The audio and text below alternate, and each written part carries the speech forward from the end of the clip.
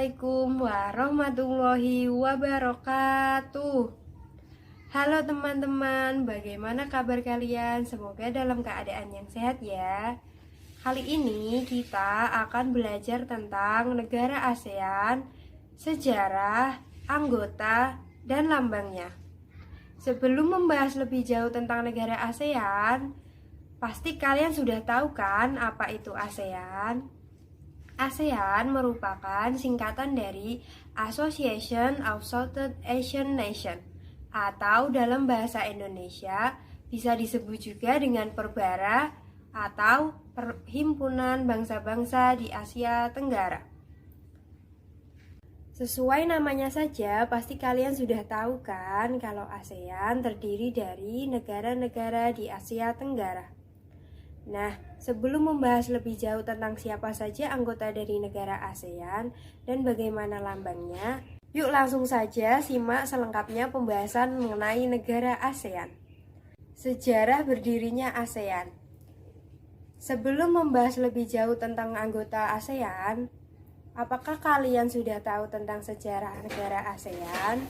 ASEAN merupakan organisasi geopolitik dan ekonomi yang menghimpun negara-negara di Asia Tenggara. ASEAN didirikan di Bangkok pada tanggal 8 Agustus 1967 lewat Deklarasi Bangkok di Bangkok. Negara yang mendirikan ASEAN yaitu Indonesia, Malaysia, Filipina, Singapura, dan Thailand. Tujuan didirikannya organisasi ASEAN adalah untuk meningkatkan pertumbuhan ekonomi, mengembangkan budaya, dan memajukan sosial dari negara-negara anggotanya. Selain itu, ASEAN juga bertujuan untuk memajukan perdamaian. Negara-negara ASEAN meliputi Indonesia, Malaysia, Singapura, Filipina, Thailand, Brunei Darussalam, Vietnam, Laos, Myanmar, dan Kamboja. Negara pendiri ASEAN. ASEAN didirikan oleh 5 negara yakni Indonesia, Filipina, Malaysia, Singapura, dan Thailand melalui Deklarasi Bangkok, dan para pemimpin negara ketika Deklarasi Bangkok yaitu Adam Malik dari Indonesia, Tun Abdul Razak dari Malaysia, Narcisco Ramos dari Filipina, S. Rajaratman dari Singapura, dan Tanat Koman dari Thailand. Lanjut mengenai pembahasan tentang lambang ASEAN. Lambang ASEAN diresmikan penggunaannya pada Juli 1997 bersamaan dengan bendera ASEAN. Bentuknya terdiri dari 10 batang padi yang terhimpun dan terletak di lingkaran merah. Kemudian lingkaran merah ini dibatasi oleh cincin putih dan biru. Ke-10 batang padi melambangkan 10 negara anggota ASEAN dengan harapan para pendiri ASEAN agar negara-negara Asia Tenggara selalu terikat dalam persahabatan dan solidaritas.